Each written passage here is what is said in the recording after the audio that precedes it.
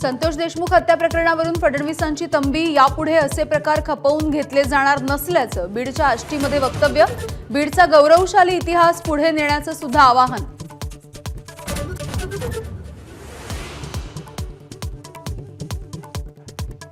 काही ठराविक राजकारण्यांनी गुंडगिरीला पाठबळ दिल्यामुळे बीडची बदनामी, देवेंद्र फडणवीस यांच्यासमोर सुरेश धस यांचं वक्तव्य. संतोष देशमुख प्रकरणामध्ये फडणवीसांनी कणखर भूमिका घेतल्याचं केलं कौतुक.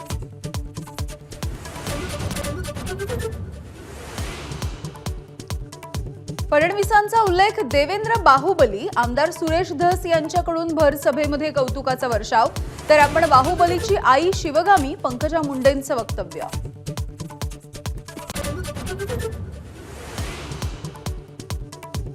मराठवाड्यातली पुढची पिढी दुष्काळ पाहणार नाही, मुख्यमंत्री फडणवीसांचं आश्वासन.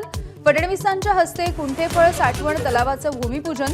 सुरेश धस, पंकजा मुंडेंची उपस्थिती.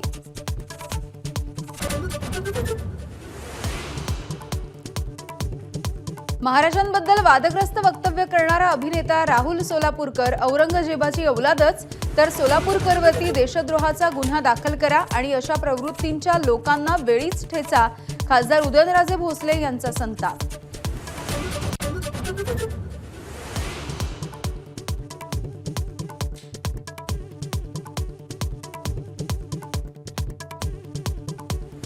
छत्रपती शिवाजी महाराजांचा अनादर करणारे अभिनेते राहुल सोलापूरकरांच्या घराबाहेर ठाकरेंच्या शिवसैनिकांचा राडा. नाक घासून सोलापूरकरांनी माफी मागण्याची शिवसेनेची मागणी.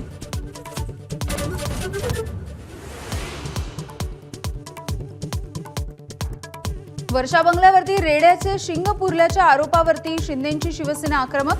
अंधश्रद्धा पसरवल्याबद्दल गृह खात्याने संजय राऊत यांच्यावरती गुन्हा दाखल करावा. शंभूराज देसाईंची मागणी.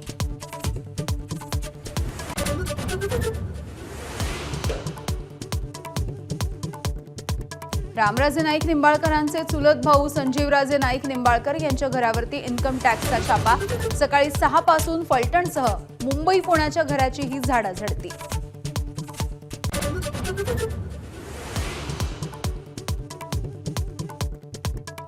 दिशा सालियान मृत्यू प्रकरणी मुंबई उच्च न्यायालयाकडून याचिकाकर्त्यांना 2 आठवड्यांची मुदत. आदित्य ठाकरेंना ताब्यात घेऊन चौकशीची गरज काय, हे पटवून द्या. कोर्टाचा याचिकाकर्ते राशिद खान पठाणला सवाल.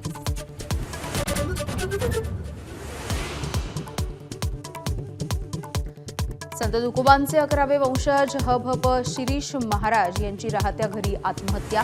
आर्थिक विवंचनेमधून टोकाचं पाऊल उचलल्याचं सुसाईड नोटमध्ये नमूद.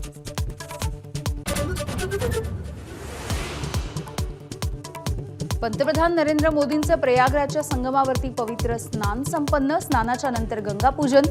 दिल्लीमधल्या मतदानाच्या दिवशीच कुंभ दौऱ्याने विरोधकांचा टायमिंगवरती आक्षेप.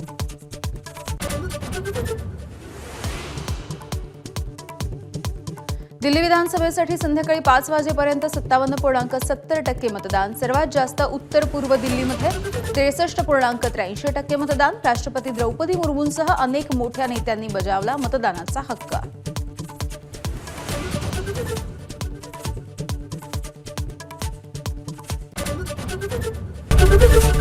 एबीपी माझा, उघडा डोळे बघा नीट.